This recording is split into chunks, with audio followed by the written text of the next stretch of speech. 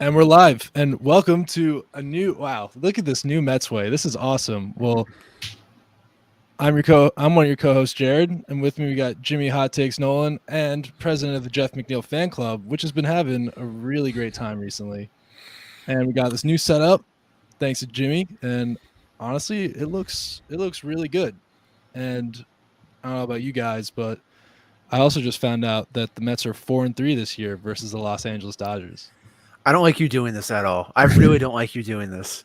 Like the second you're like, "Hey guys, we're legit," I feel like things are gonna come crumbling, and I already know we're gonna replay this if we get to the NLCS and lose against them. So like, Jared, please, I, please I don't start acting like it matters right now. it doesn't matter right now, but like, I mean, come on, Jimmy. I see that smile on your face. I know you're like, yeah, like this is it, man. Like you gotta believe at this point.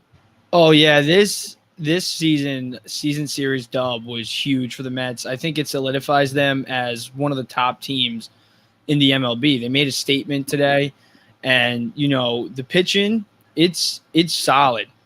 Bassett, obviously he got hit around today, but he kept them in the game, and he got the job done, and the Mets got the job done. This offense, they got timely at bats. Buck Showalter's done a great job with that. And, I love to see that. I love seeing this. So, all right, so we kind of have to. I'm more in like, let's go. Like this is like we're real. Like this is we've been saying all year. We've been saying if a lot. I'm still gonna keep saying if, but like, come on, man. Like Josh, I don't know how you could have the doomer mentality right now, dude. Like, It's it's like not the doomer mentality. It's like I don't want to get caught up in this because like I'm still afraid that like this is one battle of many to go, and I don't want to be like we own the Dodgers, because like I'm afraid that'll like come back in our face. But like I can't say I don't feel great. I hate the Dodgers. I really, really hate. I think I hate them more than the Braves, honestly. So to that's like come in there and beat them twice now, back to back, like, get out of here. We got the Grom. Get out of here. It feels tremendous, but it's also like this weird feeling of like I don't think we played our best baseball too. no, we definitely haven't been playing our best baseball recently, and even though we haven't, we've still been able to compete with this Dodger team. I mean, even go back to the first game of this series, the 4-3 loss. Um, I remember I texted you guys after the game. I was like, "Yo, like we're fine. Like we can like we could play with these guys. Like we're right there that whole game. Just like some hits didn't go our way, and they kind of Adonis Medina'd us with Jake Reed closing out that game. If you guys noticed, Gary Cohen on the call was saying that there, um, and he was really pumped up. Former Met too. Uh, but I don't know. What were you guys' thoughts after that game one, going into game two last night? I don't know, just overall, you know, how seeing this team progress from what was it, Tuesday to where we're now Thursday. I Mm-hmm. think we were kind of slumping a little bit, not playing our best baseball. I think this is really where we start to turn the corner and just run through September, right into playoffs and win this division. And who's with me? I mean, come on. I am. You you're giving off like real like Leo DiCaprio in the Wolf of Wall Street vibes right now, Jared, and I don't know how to feel about it. You should. You should feel great. I mean, who doesn't? I mean, that movie ends with him selling pens. What kid our age does not like? If you like, I don't know. There's like every kid I went to college with was like, "Oh my god, it's my favorite movie." Like, I'll be Jordan Belfort. Like, I'll be Jordan Belfort for the Mets. We have Jordan Belfort who owns the Mets right now, and he's going to spend $100 million to keep Diaz next year, which we'll get into. But I mean, come on, like to have any negative thought when we have this easy of a schedule coming up, like how we've been playing, how we played today. I don't know. I understand your sentiment. Like, hey, let's slow your horses. But come on, man, get excited. Like, smile a little bit. I'll say this for game one. That was the night where I was like, this is exactly why I hate the Dodgers. Like Jake Reed comes out of like the mouth of Mordor and is like, yeah, I'm going to get a 3-out save, no sweat. It's cool. Vogelbach gets a double play ball. I was like, I like it. They're just unbeatable sometimes. We're just like, oh, cool. Trace Thompson. He's now a thing, apparently. Like that guy who was a meme 3 years ago is now just a productive hitter. That's cool. And like, I was like, man, this is why I hate the Dodgers. But game two, as scary as it was, there was like this reassuring moment I felt. I don't know if you agree with me, Jimmy, of like, hey, DeGrom's doing like it's cool. We're fine. I'm muted. Yeah, DeGrom being on the mound, the way that he was throwing, obviously he let up that one home run, but he was rolling. He was on top of his game. He was hitless at one point going into that game. Um, and then when Nimmo robbed that home run, that's when his reaction obviously got me more amped up, I feel like. But the atmosphere just it felt like I was at the stadium, even just watching it at TV. That's how loud the fans were. And it was awesome. It was an awesome sight to see. When I saw that Nimmo, when he robbed that home run, it just obviously reminded me of that Andy Chavez, and reminded a lot of Mets fans of that. But it just proved to me that this team, it's legit, because to do it against a team like the Dodgers, DeGrom's on the mound, and DeGrom smiled after that, which obviously we never really see DeGrom smile. So that was a nice thing to see. And, it just showed me that this team, they're here. They are here. Screw the Knicks. We here. The Mets, they should take that. The Mets are here. And you know what? These last 2 days have definitely made up for, Spider Mitchell not coming to join, is, not being able to root for the Mets in person come September. That was a little heartbreaking, but hopefully some Knicks fans like myself and Jimmy can find some solace. Unless you're a Yankees fan, then I don't even know what to tell you, dude. Like, I'm sorry, it's a total landslide over there. And don't apologize. Don't apologize. They deserve it. You're right. And I was about to say, I'm loving every second of it. It's great seeing them get beat up by the Angels. Anyway, actually, when you're talking about Jacob deGrom and showing his emotion, just like the banter between the back and two, I heard some of their press conferences after the game. Like, for how serious they are, like, you can really tell again, like, how much this team, like this is a team in the most true sense that you could have a team. No ego, like they're lighthearted, like they're having fun, but they're like focused at the same time. It's really cool to see. One thing I do, and I think Josh, you pointed this out about Jacob deGrom and his play recently. Yes, he's been lights out. He's been having no hitters through 4 or 5 innings every single time he's appeared. But he's kind of given up a lot of home runs, and he almost gave up a home run on that Brandon Nimmo save. He let one get away with him over the plate. Is this something we want to be concerned about in the future? Like, because remember, he had Dansby Swanson in that series against the Braves, the one against Mookie Betts the other night. I remember against the Nationals, that was his first start. He still got shelled in that game. So, like, is this something we're concerned about down the stretch? Is this just like he's still knocking off some rust? What do you guys think? I'll let Jimmy handle this because he's the one who's kind of scared. I'm not really that scared because he's like the game he threw the other night. If you're gonna let up that one hit as a home run, I'm fine with it. But if it's and it was also to Mookie Betts. It's just a lot of times this year in a lot of his starts, he's let up a home run ball, and he has. It's true, and he throws harder than any other pitcher in the MLB. And it's not surprising to see because the harder it's coming in, the harder it's going to go out. That's just science, and that's just the way it goes. So I'm not really surprised to see it. That's why I'm not really too worried, to be honest, is just because I think he's just throwing gas. And when you make contact, especially a guy like Mookie Betts, it's going to go out of the ballpark. The exit velo is going to be ridiculous. But, I'm not going to be too worried. I think it's going to be fixed. He's the best pitcher in baseball, back-to-back Cy Young, Rookie of the Year. I don't even have to say it. This guy, he's going to fix it. As long as he stays healthy and he gets on the mound, yes, pay that man. Pay the man. I'm very excited to see what deGrom can do. And 7 innings, I think we were all every Mets fan was concerned about, deGrom, how deep is he going to be going into the games? Especially myself. I thought he was going to be going 5, 6 at most throughout the end of the season. But, Buck's been pushing him. And to go 7 innings against the Dodgers, first time he's beaten them in the regular season too, it's just great to see. Yeah, so you go ahead, Jared. No. I was just going to say, like, I get Jimmy's concern. I mean, 3 home runs so far it's half of what he gave up all last season. We were like best pitcher on the planet.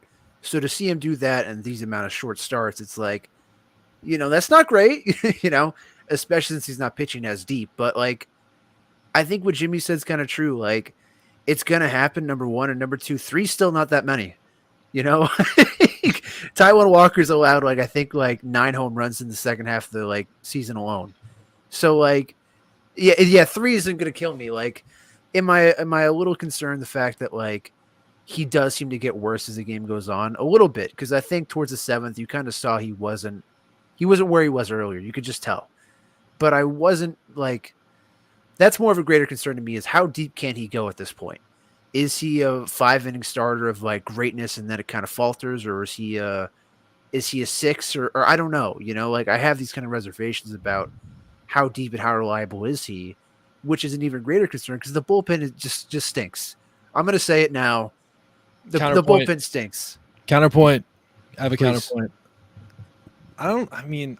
I tried to find the tweet. I saw it. It wasn't like some random source. It was from a real guy, but it was Ottavino, Lugo, and May. Maybe it was one other reliever, but they have a 1 point something ERA of the month of August. Those three guys that even look at it. Ottavino had huge strikeouts last night. May had a great, part of relief today. Joely Rodriguez struggled the other night, but still he wasn't giving up hard contact. Obviously the bullpen is a big issue. But the guys that we have, we know they're really good. It's just how consistent can they be? And they've been consistent as of late. My issue with this team is the lack of a bat. And that's been really apparent recently. What was it? Darren Ruff was 0 for 26 in his last couple plate appearances. Vogelback, grounding into that double, and the man can only hit to right field. He can only pull the ball. Literally, where was the third base? Was it where the Dodgers third baseman was? He was literally it was Turner, I think, last night. He was a little bit off. He's probably a yard or two away from second base. Come on, Vogie, you can't just knock that the other way. Why isn't Jeff McNeil teaching you how to do that? Where's that in batting practice? Because there's only one Jeff McNeil, Jared, and that's why he deserves worship. Okay. And maybe Jeff McNeil needs to start sharing his talents with some other people, man. I don't know. You can't do that. You dilute the man that way. It's like trying to get too much syrup out of a tree. It's if you try and get a whole gallon, not going to be a lot next go around. Show what these New Hampshire syrup references are. Syrup out of a tree, it's got to. I don't know, but I will say, I agree though. No, it's becoming alarming that the bat, besides Pete Alonso and Lindor, Marte, McNeil, and Nimmo sometimes he can get a little into slumps hitting wise, but he's still getting on base at a high clip. After that, and Canna, but outside of those six, outside of those six, it's really 7, 8, 9. It's just an automatic out at the last couple games, I feel and it's got to be fixed. The catching is just abysmal. It's just no offense. It's going to come. I've accepted it. There's going to be no offense out of the catching spot. Hold on. Counterpoint. I don't disagree, but James McCann had a day today. He had really good contact. Too. He did. And he got on base and scored I believe the third run or fourth run, whatever it was. I'm not going to sit here and be like, guys, James McCann's a real deal. You should say if I'm on psychedelic drugs if I say that. Thank God. But I will just say, I do think he is more upside than we give him credit for, and I think he's at least showing some signs of improvement as of late than he has, more than I think Tomas Nido. We've had this debate before, Jimmy. You weren't here for it. Our really in-depth, are beautiful. In depth and intellectual debate on who would you rather have of Thomas Nido or James McCann. And McCann, we all know he could be that quality guy. He just hasn't I don't know, maybe it's sometimes he just swings at terrible things. It's either he's in his head too much, or I don't know, but I did notice I'm rooting for the guy essentially.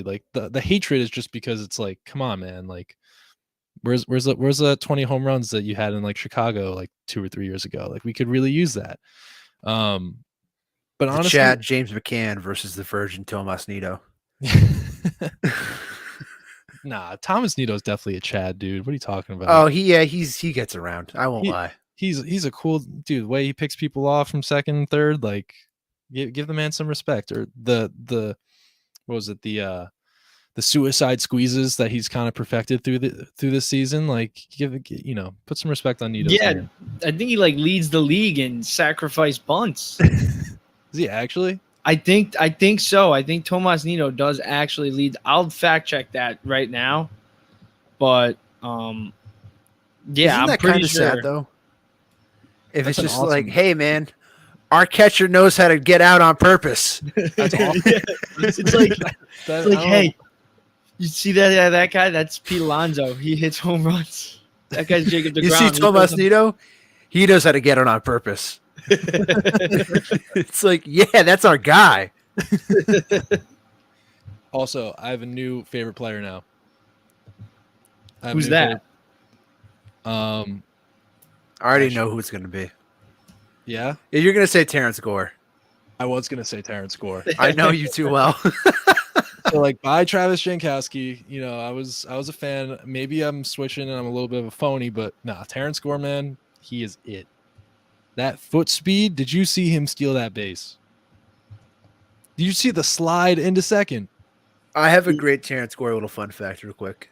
And I saw it's like 15 career hits, and I think that was his 41st or 42nd career steal. Look on his baseball reference page. It lists him as a pinch runner, not a position player. Awesome. But you're like, sign me up. Yeah, think about like what other team has that? Like that could scoring, he could probably score from first to home and like in a playoff game. I mean, We the play Dodgers have Dodgers Trey again. Turner, and he hits 300. All right, well, we play, you can't have everything that you want. Thank you. Awesome. See, Jared's new favorite, Terrence Gore. Like I think I like the idea of having a guy like him on the roster, though.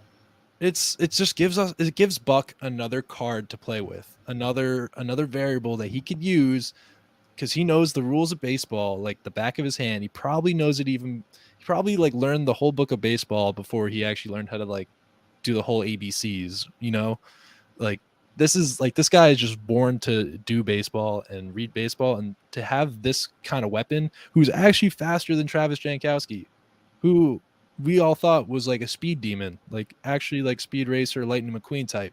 Like Terrence Gore is like the F1 version of Travis Jankowski. You know what I mean?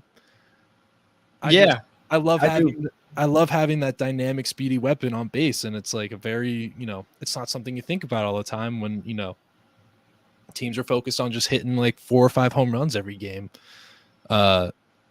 And like what you think Vogel, like imagine a situation if Vogelback walks or Darren Ruff walks or gets hit or gets a single late in a game, you need a run. Get those I'd fat love guys that. out of there. Let's get them out. Terrence Gore. I might get a I jersey. mean- I really might. He's going to be on the playoff roster, so he's going to 100%. get a shot to like actually have a real impact. He was also on the Braves last season when they won the World Series.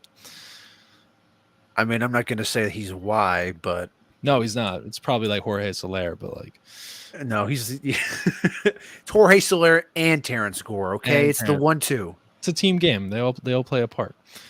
Yeah. What else we got?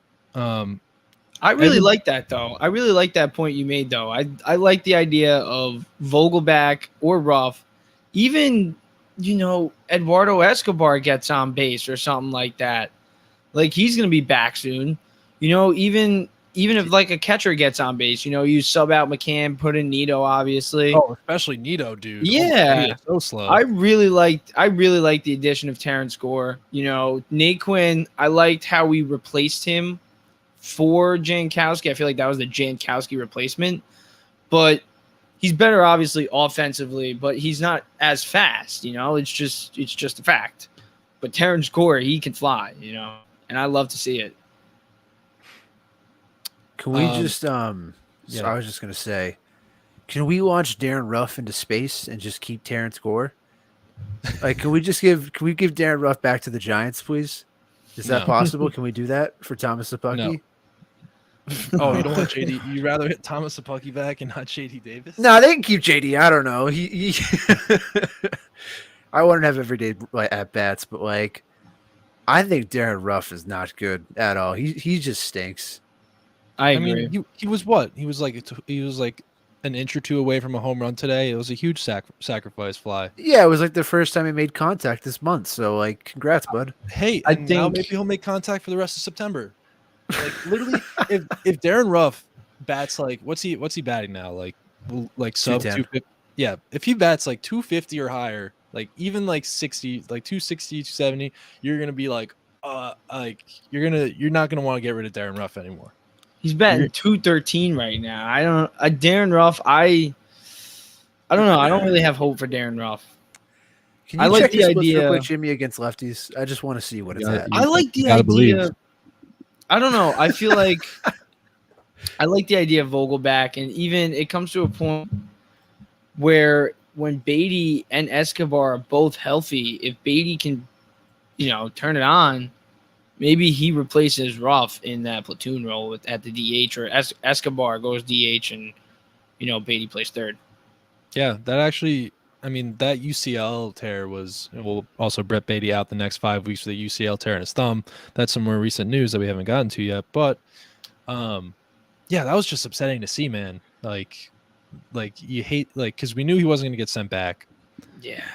And, thankfully it's only a 5-week injury and not anything. I mean, he's going to miss the whole month of September, I guess, which sucks. And you just hate to see that for the young kid. I don't know, but this actually brings in mind a question that we have written here on our nice little question sheet. With Brett Beatty injured, losing that power that he provided, even though in spurts only, but he was just getting started. What did Mark Vientos do to Billy Epler and Buck Showalter? Like, if we kept him at the trade deadline, didn't trade him for more reliable, experienced bat. And why didn't we call him up? Like, where is this man? Like, where's Mark Vientos? Isn't he hitting like 400 something right now in AAA? Like, come on, Josh, lay it on me. So this is what I wanted to get into with Darren Ruff, is that you acquire Darren Ruff and you sell me this bag of goods of like, oh, but he can hit left-handers. It's like, okay, except he's hitting just 189 flat out with the Mets, and he's only played against left-handers. He has a 514 OPS with the Mets in 15 games. That, at this point, is a small sample size. It's this dude isn't that good. And that's just the truth, flat out. He can't play defense that well, if at all. He can't hit well. He's making 0 contact. He has 6 RBIs, no home runs, 3 doubles. And I want to say over his last 10 games, he's been atrocious. And the argument is, well, he can hit lefties. Mark Vientos is destroying lefties in AAA right now, tearing them up. I think last time I checked, it was like a month ago, had the highest OPS in all of AAA against left-handed pitchers. There is no reason why Mark Vientos is not on this roster, and I am baffled by it. Because he doesn't have a great glove, sure, but neither does Ruff. He's younger, he's got more power, he showed he's actually hitting as of late. He's shown it in AAA, no less. This isn't like a really rapid call from AA to the MLB. It's all there. And yet this team is just like, well, we want him to have a nice, fine finish in AAA. It's like, that's cool. I don't care about AAA. I do not care what happens to the Syracuse Mets in their record. They don't have accents like that in Syracuse, by the way. Well, that was my Buck Showalter impression, kind of, sort of, because he has that little something. He's like, yeah, I don't know. I don't know. I don't have like a good Showalter impression yet. But, Southern drawl. But Jimmy, someone else read, because I need to look up the Mark Vientos numbers real quick. Yeah, I have them pulled up right here. Right now in please. AAA, Syracuse, in 94 games, he's batting .283 with 23 home runs. So, I mean, that's all I'm going to say right there. 23 home runs in 94 games in AAA. So, I think he could do it. And like you guys just said, Darren Ruff, I don't know. What he's had, he's just been rough. It's just been rough. I was kind of barking, but he has been rough. It's rough for rough. I mean, honestly, I'm for the Mark Vientos thing. I mean, like, if we didn't trade him, we might as well use him right now. Like, give him a shot. There's a month left. He's on the 40-man roster too. Like, you know. And That's why it's so confusing. There's a really interesting article in The Athletic. And the only reason why I have The Athletic is they had a deal for like $1 a month subscription. I was like, Yeah, oh. I'm on that too. I'm like, okay, So worth it. I'm like, worth it because they, you know. And it's Mets could use a bat. Why isn't prospect Mark Vientos the answer?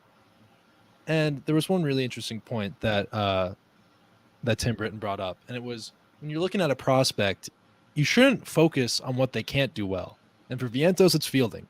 He cannot play defense, especially at the major league level, and he can barely play at the AAA level. But you have to use what he can do really well and just like highlight that and, you know, try to get the most out of that part of his game. And maybe Showalter and Epler are talking and the AAA manager like, hey, you know, maybe they are having this conversation right now to bring up Mark Vientos because of Ruff struggling. Like we don't know. I mean, we just I'm not Anthony DeComo. I'm not in that clubhouse every day. Like I'm not Mike Puma. I don't know. But hopefully they look at it that way. Like, let's use this kid. Let's like take what this kid can offer us and try to like get the most out of that. And we'll, you know, let him play DH, or we'll just, you know, we'll deal with his lack of defense because, I mean, or maybe once Guillorme comes back and we're more solidified defensively and have a bit more depth, maybe he comes up. I'm not entirely sure, but we're all on the Mark Vientos train here, right? Correct? Well, yes, but this is why it's so confounding, right? Is if you call him up now and he tears it up, and by the way, I have the numbers right now, 343 average against left-handed pitchers, 1.17 OPS against left-handers in AAA. That's in 64 games. What was his batting average against? Can you 343 against lefties in AAA. That's in ridiculous. 64 games. And imagine what he could do against this AAA schedule that we have coming up with like Washington. That's a fact. That's point one. Point two, if you call him up tomorrow, it doesn't matter. He's not on the playoff roster. So if he catches fire and is great, it doesn't matter because he can't be there when it actually matters. We're going to be stuck with Darren Ruff. And I'm not saying the Mets need to play him every day, replace Escobar at third. No, he's not cut out for that.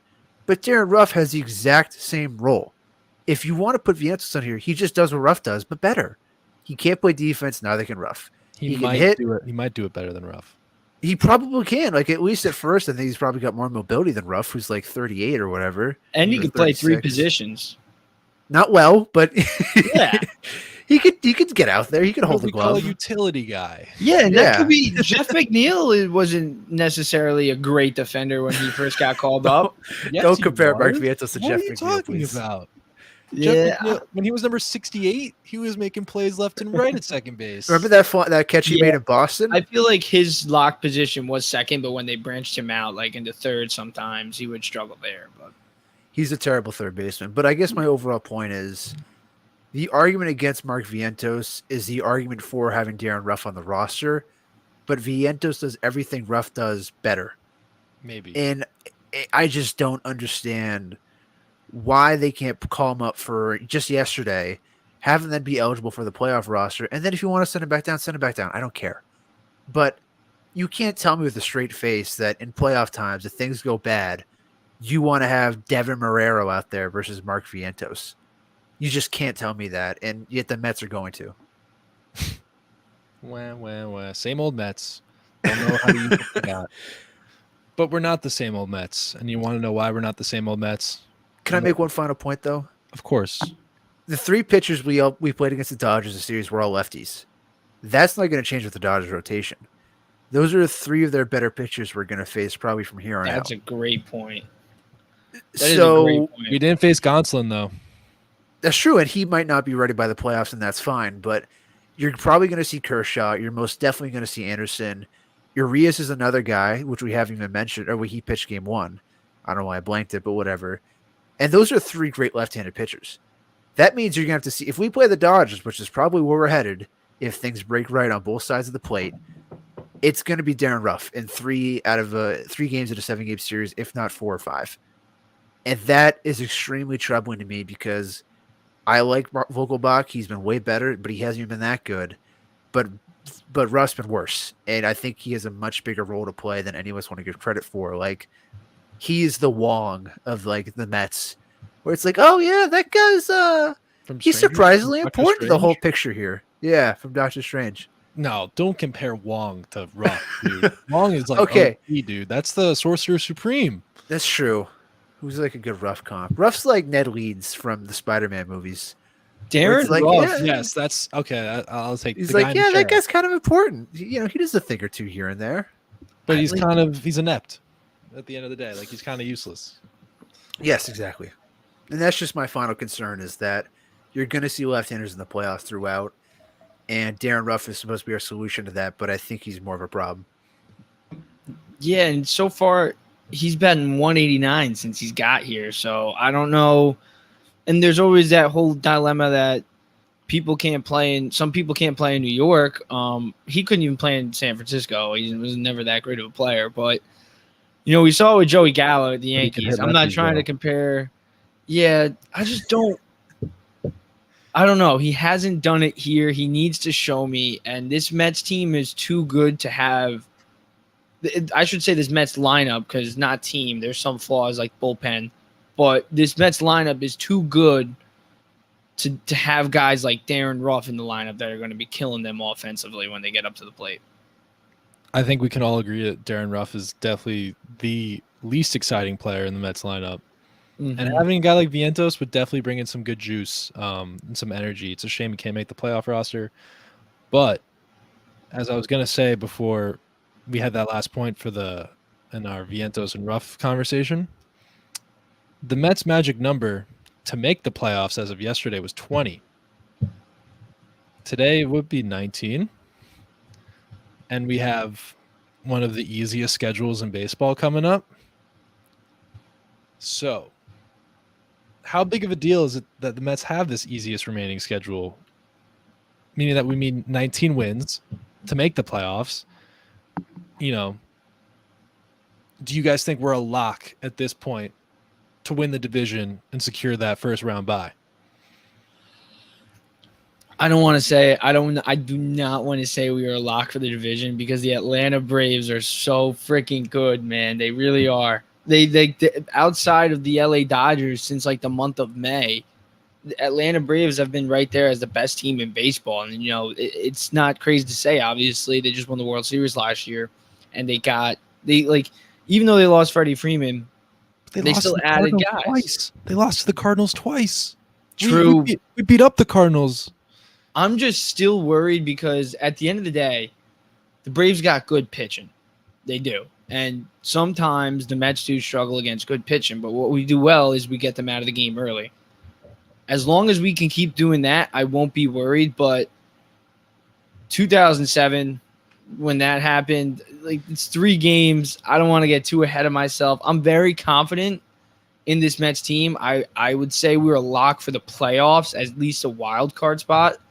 But the division, I do not want to say we're a lock yet because anything can happen. I'm not sure what the score is to the Braves right now, but they're up 2-0. So we're probably going to stick at 3. But this easy schedule coming up is going to be definitely a good part for the Mets to gain some ground. But at the end of the day, the Braves are still a good team, and they've been right there with us all year, especially in the second half. So I'm looking at the Mets schedule right now. The next time they play a team above 500, September 19th. Milwaukee. And it's exactly. Milwaukee. And they actually played us pretty well when they came to Citi I'm not Field. scared of Milwaukee either. I'm just going to go out there and say it. They're a bunch of corn huskers and beer drinkers and I'm with the second one. but to your point, this isn't just like, oh, humdrum, you're going to play like the Rockies here or there, where like, I don't know, the Diamondbacks or the Giants, who are teams that are like hovering around the periphery of 500 or just like a little bit worse than you would want them to be. These are some of the worst teams in baseball. It's the Nationals, the Pirates, the Cubs, the A's. And the Pirates again. And the A's. That's right. I missed them later down the road, but this is going to be like, I don't want to say a cakewalk on paper, but if the Mets want to run away with this division, now is the time. Because you're not going to get a greater chance in this because during the same stretch, the Braves have to go Miami, Oakland for 2. It's just 2. And then Seattle, San Francisco, Philadelphia. And that gets them to September 19th. So the road between the two of us and where we're headed, I think it's the Mets to lose for sure, and it kind of always has been. But this is like a huge, huge gift from the gods. And even if things go wrong a little bit after September 19th, they go Oakland for 3, Miami for 2, Atlanta for 3, and Washington for the final 3. So if things get down to the nitty gritty of like the final 3 days of the season and things are still close, the Mets have a far easier close than the Braves because the Braves have to play Miami. And Miami stinks, but they do have Sandy Alcantara. And that at least has to be said. Whereas like the Nationals like, watch out for Yona Doan and Josiah Gray. Those don't strike the fear of God in me. So I don't want to make a big deal. We have to see what happens first and see if they can win before we start rushing to any conclusions. But it really does give me some confidence. So all right. So how I'm really in the room right now, I'm going to table the discussion about our playoff rotation. We'll save that for another day. Maybe if we get to like the magic number is like 5 or 10, we'll start talking about that. I like the idea.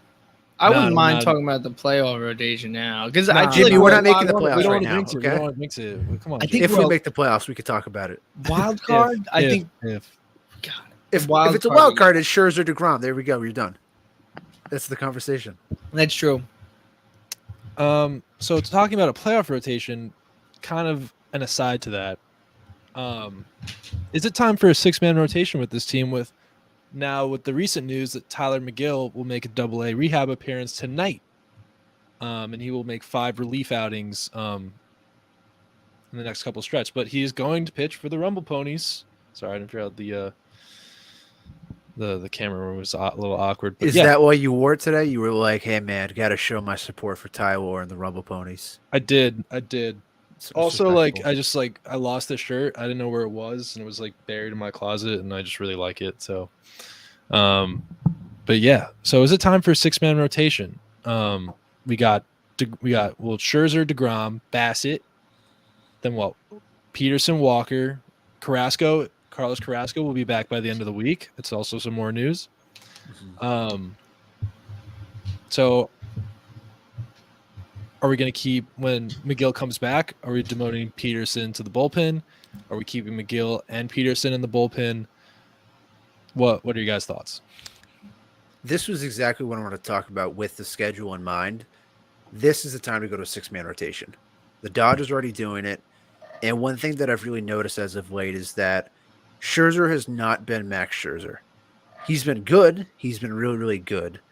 But he's going to have a lot more contact than he has. It was, 4 earned runs and back-to-back starts between the Yankees and I don't remember who it was prior to that, but the point still stands that, like, this isn't the Max Scherzer from when he first came back and was just dominating for stretches. He looks very He's human. old.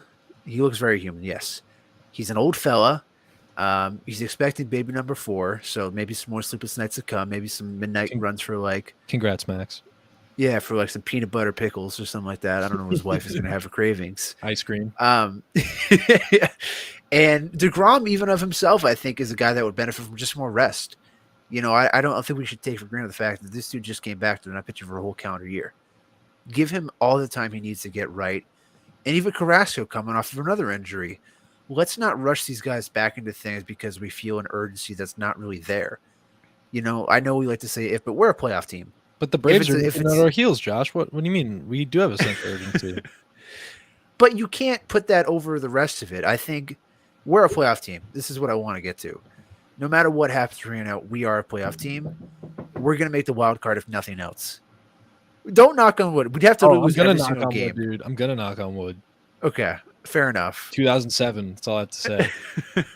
Yeah, but this is like we're like the second best record in baseball. I feel like for us to then go out of the wild card. It's different, but the ghost is still there. The ghost is. That's fair. So I would just say, like, I want to win the division really, really badly. But if we have to get to the wild card, I would much rather have a rested Scherzer, DeGrom, Bassett, Carrasco, all available if need be, than just rushing them because I'm a little scared over something that's kind of not out of my control or something that's out of my control. Yeah, I like the idea of a 6-man rotation too, and I kind of want to emphasize David Peterson and his impact on the Mets in games he started. He's obviously he doesn't go deep into games, but he's been great as an opener. And that opener tagline has been coming up in baseball recently, and we've seen some openers in the postseason. So I'm not gonna say like Peterson is like one of the best pitchers on the Mets, but he's been pitching like one of the better. He's been putting together one of the better like performances night in and night out, and he's been one of our more consistent guys. 100%. So I don't know. I like the idea of going to 6-man rotation, and I also like the idea of going to 6-man rotation because I want to see Peterson be stretched out a little bit more, especially against this easy schedule. I want to see what we got in this left-hander because we lack a lefty. And even if he's going in big games, like if he's pitching big games, I don't want to say playoff games yet, but if he's pitching big games down the road, like in that Brave series, let's say he lines up to start. I want to see how he does. I want to see what he's got because I think Peterson, he's been a great pitcher for the Mets this year, and I want to see him more. Honestly, David Peterson, I can't agree with you more. I mean, without him, without Trevor Williams, we're not really talking about him. I don't know where this Mets team would be, especially when DeGrom and Scherzer were out for as long as they were. We already know what we got with David. Like we know he could be like a very solid rotational guy on like any other team. Like he could pitch every other fifth day or whatever. One interesting thing that I thought Josh said that I want to talk about was about the rest. And this is kind of a regular baseball conversation. Like back in the day, like I have my dad always in my ear be like there used to be more complete games all the time. Like guys used to, like pitch till their arm fell off or they'd throw 200 pitches and they'd still pitch like in the next like fourth or fifth day afterwards. Like it to a certain point, like yes, DeGrom has not pitched for that long, but with the intensity and velocity that he throws with him actually being out for so long, would it not be better to have him pitching more consistently, getting his body right, being able to go deeper into games and such, like reacclimating his body? And, it's already his fourth or fifth start since he's been back injured, right? Fourth or fifth, something like that. I think so. I think it might be 6th, honestly, but I'll look. So like his feet are more than wet. Like he's knee deep in the season so far. We got like what the biggest game of the year. Yeah, he just had the biggest game of the year. He pitched great. Obviously, he let one or two get away from him. He got bailed out once, but I'm just saying, like, to rest these guys, like, I want this guy to feel like ready. Like, he's barely even at like mid-season form yet. If it was like a regular, if you're thinking about like the schedule of the year and how long he's gone. But I don't know. It's like I wonder what that switch was from like, having Tug McGraw close out a game and he's pitching the last like 4 or 5 innings. Met legend, by the way, and Tim McGraw's father. To like, all focused on like rest. Like, where did this switch happen? Like, can someone fill me in, please? I want to say it's in part because of the increased velocities that guys are just throwing harder more than they ever have before. And that to add extra stress where you don't need it kind of feels like you're just taking a risk for no reason.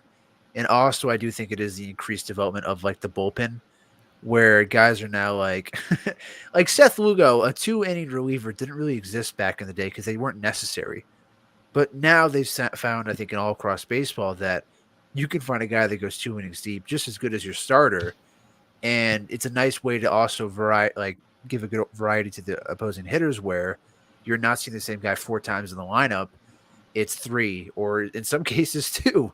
I think that's extreme myself, but I do see the rationale of going, why do I want the opposing team to see the same guy 4 times, especially when we're talking about the playoffs. But I do think this is the interesting point that you open up, Jared, of like, this all hinges on if they feel they need extra rest, and we are not privy to that information. If DeGrom comes into Buck's office tomorrow and goes like, I want the ball every 5th day, barring an off day, because I want to get right, you do it. Jacob DeGrom says, okay, good. Hey, good. Buck, And Jake Robinson's like, That's what I "Hey wanted to hear. Buck, you know, I want an elephant. You get him an elephant, all right? Because I don't care. I Pay the want this man. guy happy. I want him happy. I want to give him that elephant, and I want to give him a contract." Philly, I want $250 million. I want $400 million. Hey Jake, we just bought you the Knicks. Congratulations. Give it to him. Um, All the money we're gonna I give don't Donovan think- I don't Mitchell, think we're he gonna would give sign. to you. I don't think he would sign if he got the Knicks. No, I think he probably wouldn't. But I guess this goes to my overall point. Or Scherz is the same thing of like, I want to be out there for fifth day. You do it because they're the competitors. They're the guys who are going out there They're working their insane. butt off to try and win. Like, they might But actually be insane. But I am open to the idea of like, hey, just give them the extra rest because they're older guys. You know, they're both past 34. What does it hurt if you're just like, hey, we're gonna give you one day off? What about Just Justin to give Verlander? you a little bit of variety. I like about the Justin idea. Verlander? I like the idea of one day off, like the extra day of rest, but I want to see him be pushed in games deep into the games, like his last start against the Dodgers. You know, I want to see him go 7 innings because in the postseason, he's not gonna. We're gonna be asking him to go more than 7 innings. You know, I'm hoping DeGrom can go 8 to 9 innings in the postseason. You know, I want to see and for him to pitch like that, he's got to start ramping up probably now. And you know, like Jared said, you know, he came back late. You know, he's not in mid-season form yet. He's still in early season form. Like opening day was like 2 weeks ago for him.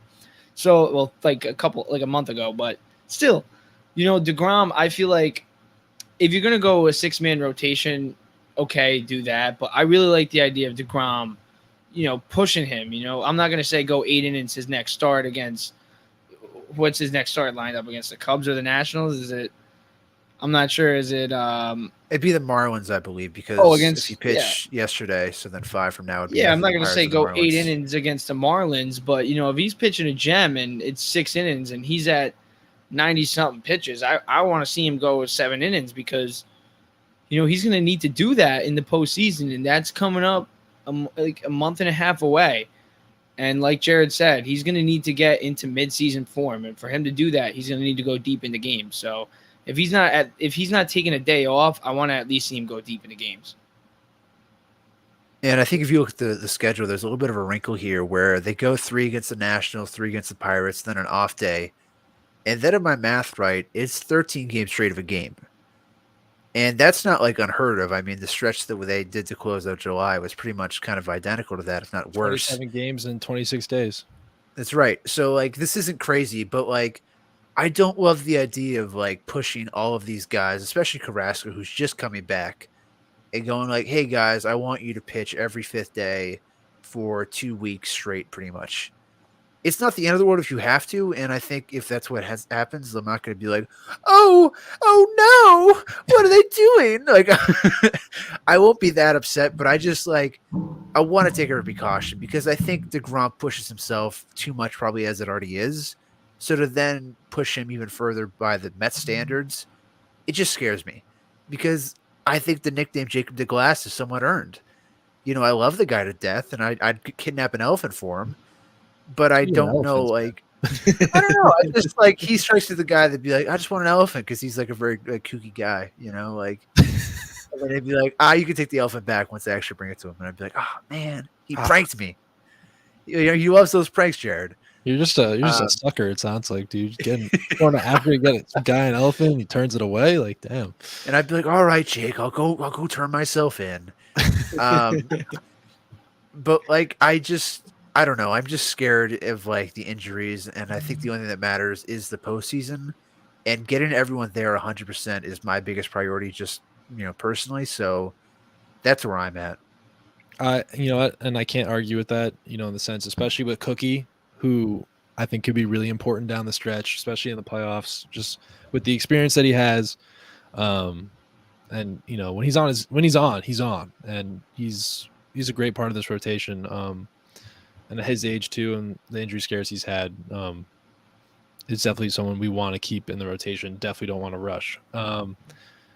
Now, I want to talk. Well, by the way, the Braves now are up 3-0, so it seems in the top of the 6th. So it seems like we're going to stay at 3 games, unless the Rockies, aren't the Rockies for one night. But they already beat the Braves in this series, so I doubt they'll beat them again. But I did mention this earlier that a certain team beat the Braves twice a couple nights ago and won a series against the Braves, and that's the St. Louis Cardinals. And if I'm going to think back to 2006, the team that kept us out of the World Series and then actually won that World Series, right?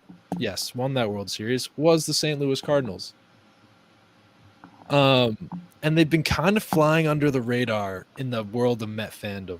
You know what I mean? Mets Twitter, sports, Geico Sports Night. Like, no one's talking about the St. Louis Cardinals, and that worries me. That freaks me out a little bit. I wonder if you guys are on the same boat of this St. Louis Cardinals team. Like, are you scared of them? Do you think they're going under the radar? Because we haven't played them in a very long time. Probably the last time we played them was like May. So, I don't know. How you guys feeling about them right now? I like the St. Louis Cardinals. You know, they took over the division about a month ago or a month and a half ago, and they've just been running with it, I feel like, ever since. And, you know, they got guys in the lineup who are legit superstars of the game of baseball. Paul Goldschmidt, Nolan Arenado. Like, these guys, these guys, if the Mets were to face them first round of the playoff series, it's a hot take, but I'd rather face the LA Dodgers, I think, than the St. Louis Cardinals if they're at their That best. is a silly take. I don't know. Jimmy hot takes. I don't know, because Nolan Arenado and Paul Goldschmidt, especially Paul Goldschmidt, has been better than any player in that Dodgers lineup. Paul Goldschmidt has arguably been the NL MVP this year. I would say Mookie Betts or Freddie Freeman might be better. Freddie Freeman. Well, I think they're better players overall, but this year, Paul Goldschmidt has been money, and I don't know. We wouldn't face the Dodgers for a series, luckily, but the Cardinals, they would probably be our first round matchup if they won that wild card round, or they would face the Dodgers. So, like, I would be very, very scared to face the St. Louis Cardinals just because of those two guys I just mentioned. And they're not bad. They're not bad pitching wise too. Don't forget about Albert. Oh, and Albert Pujols. Well, we have no lefties, so we'll be fine. How many home runs did he have in August? Did he have like 6 or 7? I want to say he's 2 behind A-Rod, and he's what 494? No, 694. Yeah, so he needs 6 more to go. To answer your first question, how often do I think about the Cardinals? Every night. Whenever Keith is on the broadcast, there is a small part of me that is like, you think he wishes he was calling the Cardinals instead?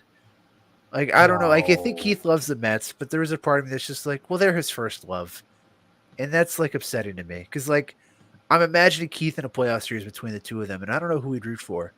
And that upsets me to know that Keith's, like, loyalty could be divided. That's interesting. And I'm looking at a picture of Keith Hernandez right now in a Mets uniform in his stirrups. And he looks pretty freaking awesome. And it's true, but he didn't want to be traded to the Mets. Like, I think he loves want to get traded. Right. But sometimes you don't want things, and then it happens, and then he was the captain though of the Mets. Like, he won a World Series. I think he loves us. He led that team, like that 86, 80, that 85 team, or when he got there in like 83, 84. Like, they were young, they weren't that good. Like, he should be in the Hall of Fame. No, I agree. I'm just saying it hurts me to know that Keith could be like, who do I root for? And it's an argument if the Mets aren't like playing the Cardinals. And that just scares me, personally. It's kind of like that Mike Piazza debate too with the Dodgers. Yeah, that sort of idea. But on the whole, like, I'm a little spooked of the Cardinals. If I had like a P scale of like 10 is like I'm peeing my pants and nervous, and 1 is like completely dry. I'm borrowing this from a podcast, so like the Around the NFL podcast. I'm at like a 4. I think this Mets team is just like really good. And I think the only concern is that the Cardinals that are out there today, the Mets haven't played them. And they're not going to play them. They might. They're a foreign entity. Because I think they're a completely different team with the reformed rotation with Quintana, Montgomery, Flaherty could be back by the playoffs. I'm not sure. I'd have to look that up, but like it's possible. Exactly. So, like, I'm a little spooked, but like, this is the Mets. I don't know. I'm not afraid of anyone other than like exactly. The this is the Mets. This is the Mets. Yeah. The I'm Cardinals, only though, scared they of the got Braves good and the pitching. Dodgers. Adam Wainwright out of nowhere, though. That another guy, like the Cardinals, it's like they're literally it's like they're from 2006. Adam Wainwright and Albert Pujols, they're still here with the They still have Cardinals. Molina too, right? Isn't he? still Yeah, like catching? what is Molina's going been bad on? this year. Hold on. Molina Let's- has been very bad. So has Albert Pujols the majority of the year, besides his home run stint. But Adam Wainwright, he's been putting together almost not one of his best years. Well, one of his best years, but not his best year, but one of his best years. I mean, for how old he is and he's still pitching at this level, it's like you gotta. Yeah, and he's got innings too. Him. Yeah, And- 3.09 ERA. And like Josh, I get what you're saying. Like this Mets, like you know how cocky I came out on the beginning of the show. Like we know we're good, and I think it's okay for us to be like, you know, we should feel really confident no matter who we play. You know, and the fact that the whole Timmy Trumpet thing didn't blow up in our face, that's a miracle in itself. You know, that like the one night Timmy Trumpet comes to, you know, introduce Edwin Diaz, he doesn't like blow his first save since May. You know, like that's incredible that it didn't happen. But like we're still the Mets. Beat the Dodgers season We're series. We're not the same old Mets, but we're still the Mets. Second best team in baseball still. Astros haven't passed us. That's what I'm saying. Like, I'm not. The I'm not Astros, spooked by that's a BS. What, record wise? Because that doesn't matter, dude. The Yeah, Astros are record wise, I think the Astros are a better team than us at the end of the day. I think the Astros are ultimately the best team in the MLB. I think They they're are. better I than agree the with that. Dodgers. dude. You know, Jordan it's Alvarez, just- Bregman, Altuve. Yeah, it's just I think we got what it takes to beat the Dodgers. We got the pitching, we got the offense, and besides a couple guys in the lineup, like, you know, the ones that we were talking about earlier. But, you know, I'm really not as scared as I was of the Dodgers now just because of last series, because I think we got what it takes to get the job done against them. But, you know, it would be great if we did end up facing the Houston Astros in the postseason. I would love that. But Bring it on. yeah, right. That would beat be great. But I would be scared. Yeah, I would be. I don't know. It's just like, you know, like I hate to sound wishy-washy here, but like, I think the Cardinals aren't a great team. I mean, if you look at their wins against the Braves, it was last-minute wins. Literally a walk-off walk. A win's a win. That's true, and I'm not trying to disparage them. I'm glad they did that for us. I'm just saying, like, they weren't dominant wins. And if we're going to say they're equal to the Braves, well, guess what? We can beat the Braves. I never know, I said they're think equal to the Braves.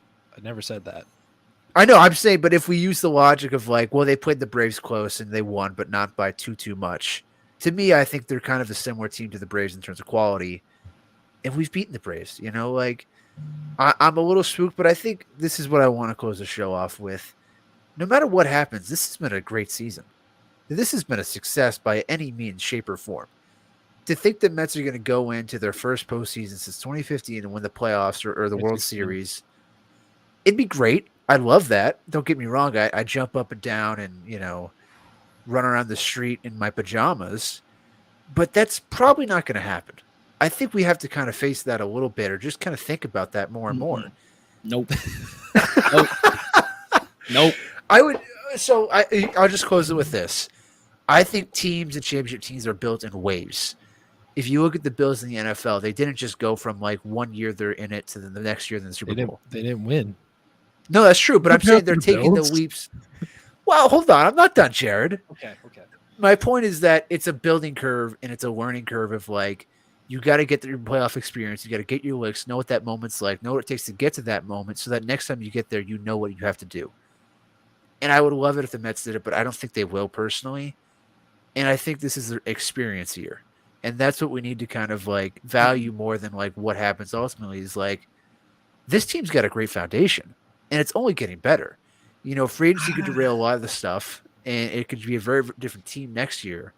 But this is an unmitigated success that shows the core that we have, most of which isn't going anywhere offensively, is legit. Like, if we lose Nimmo, that sucked, but I think Nimmo's replaceable. I really do, because he hasn't been Nimmo this year. I respectfully disagree only because Okay. Jacob deGrom is 34, Max Scherzer's 39, Brandon Nimmo's 29, Pete Alonso's 27, Lindor's 28, I want to say. Like, these guys are getting old. They're getting up there in age. And we're the second best team in baseball right now. We got Max Scherzer. We got Jacob deGrom. We got Chris Bassett pitching gems against the Dodgers. I think this is the Mets year. It's coming to a point now where if the Mets don't at least win a pennant, I'm going to be very disappointed, because you don't just get back there. You don't get back to the postseason. The Mets got to the World Series in 2015, and we thought they were going to be back there every single year, and they haven't been back to the playoffs since 2016. So I'm not going to go out there and say, we're just going to – if we lose this year, we're going to get back next year, because we just don't know. It's baseball. Anything can happen. And Max Scherzer, like I said, we're never going to have Jacob deGrom and Max Scherzer again. Max Scherzer, I don't know how much he has left in the tank after this year.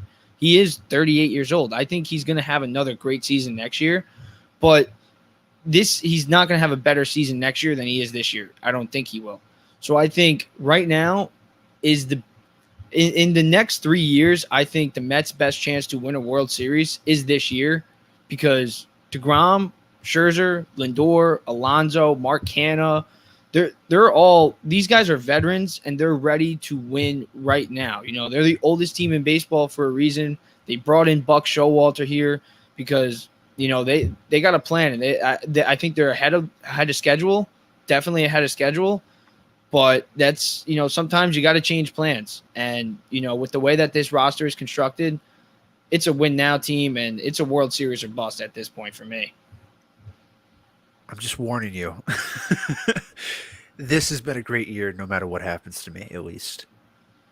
I can't argue with what either of you guys have said. One thing that did stick out, I missed the show where we talked about Old Timers Day, but what Pedro Martinez said, great Met pitcher who got robbed by the St. Louis Cardinals in 2006 to get his appearance at the World Series as a New York Met. As he said to Jacob deGrom and Max Scherzer, get it done for me. Do what I couldn't do. And you know what? You got to believe, Josh. You got to believe. Billy Wagner was in 06. We got Diaz now. We got this team my point has got multiple all-star level players. My point is just this. Coming into this year, the hope was to win. Going forward now, because of the season, the expectation is to win. And that is what I think is the biggest takeaway I will have from this year, no matter what happens. Very well said, Josh. And I think with this new setup, we got a pretty awesome show. And that was a great one tonight, boys. Oh, yeah. Clips will be up, too. Clips will be up on YouTube. Follow us on Twitter. Go check out stuff on Relevant still if you want to catch up on our old shows, because those are also gems in themselves. Honestly, we should start putting our Twitter bios in there. But anyway, great show tonight, boys. Mets are 4-3 versus the Dodgers this year. It's a 7-game series, and we won. Let's celebrate, boys. LFGM, thanks for tuning in. Yes, sir. Deuces.